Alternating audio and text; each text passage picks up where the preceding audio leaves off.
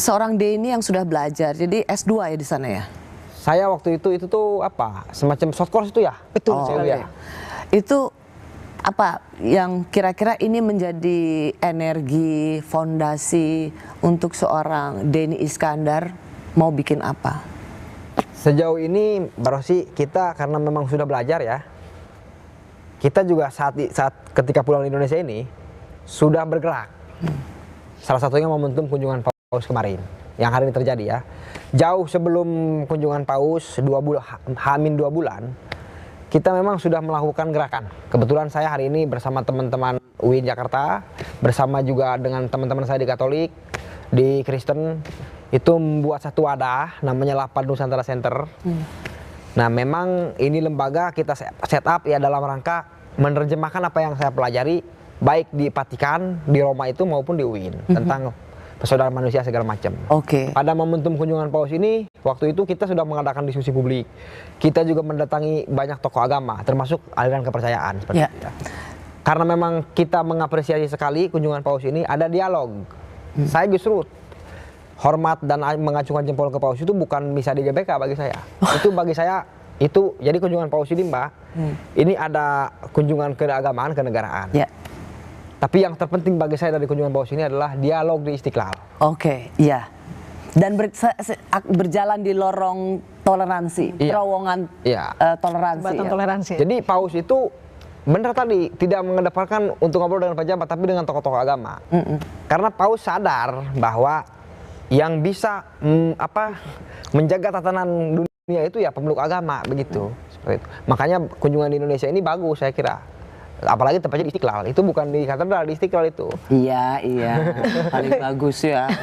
Paling luar biasa, betul. Setuju. Untuk Dewi, soal lingkungan hidup, karena Paus ini juga tidak bisa dilepaskan tidak saja dari soal Piagam Abu Dhabi, persaudaraan untuk perdamaian dunia, tapi juga soal Laudato Si yang menekankan soal bahwa kita beriman itu juga dengan merawat alam. Buat Dewi sendiri, bagaimana melihat bahwa pemimpin agama itu juga tidak saja mengajarkan soal teologi, tetapi mengajarkan bagaimana kita mencintai alam. Nah, jadi Paus Fransiskus ini kan melihat bahwa dan menyadari betul tentunya ya bahwa dari sudut pandang agama manusia itu kan ditempatkan sebagai makhluk yang paling sempurna gitu. Otomatis manusia itu kan memiliki jiwa superior ya. Wah, aku nih makhluk yang paling sempurna. Jadi alam itu kan digunakan untuk memenuhi kebutuhan hidup gitu ya. Memang betul sih gitu. Alam itu tersedia untuk memenuhi kebutuhan kita.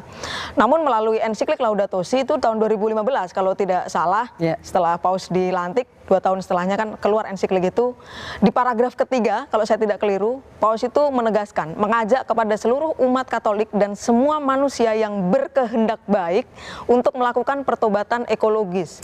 Nah, pertobatan ekologis itu kalau selama ini kerusakan lingkungan itu kan selalu dibahas dengan aturan ya. Oh, kalau bikin ini jadi ini dan sebagainya. Enggak, Paus itu menumbuhkan kesadaran dari pribadi manusia gitu. Karena kan semakin banyak jumlah manusia, semakin banyak lahan terpakai, semakin banyak misalnya pabrik pakaian dibutuhkan karena banyak pakaian diperlukan seperti itu. Nah, Paus itu mengajak kita untuk hidup cukup dan demi menjaga lingkungan. Misalnya baju seminggu nih, kita punya 10 baju misalnya, udah cukup untuk ganti. Ya kenapa harus punya 20 misalnya, kalau nggak penting-penting nggak ada hal tertentu, itu kan juga bagian menjaga lingkungan. Itu yang pernah menjadi khotbah Paus mengatakan bunga itu tidak mengeluarkan harum untuk dirinya sendiri, sungai itu tidak mengalirkan air untuk ia minum, pohon itu tidak berbuah untuk ia makan, maka manusia juga seharusnya hadir untuk kebaikan bagi orang lain, karena manusia harus belajar dari alam. Terakhir sebelum saya menutup perbincangan yang menyenangkan sekali ini, salah satu yang juga bagaimana Paus ini tidak saja dianggap sebagai pemimpin agama tertentu, yaitu pemimpin gereja Katolik, tetapi tokoh moral, karena ia tidak menjadikan agama itu sebagai karena dia selalu mengatakan pada para uskup, para romo, pastor, jangan menghakimi. Jadi jangan karena agama kemudian kita merasa bisa seperti Tuhan. Contoh yang paling saya suka juga adalah ketika anak kecil menanyakan padanya, ayah saya seorang ateis, apakah dia bisa masuk surga? Ini kata Paus.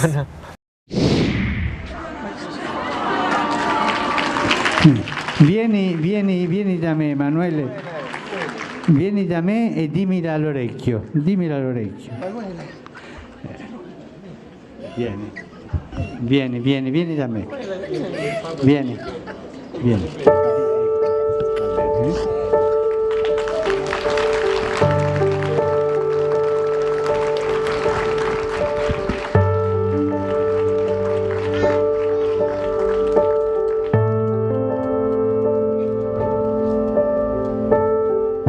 Poco tempo fa è venuto a mancare mio papà. Lui era ateo, ma ci ha fatto battezzare a tutti e 4 figli. Era un uomo bravo. È in cielo papà? Sicuramente era fiero di tuo papà, perché è più facile, essendo credente, battezzare i figli che essendo non credente battezzarlo. E sicuramente a Dio questo è piaciuto tanto. Parla con tuo papà, prega tuo papà.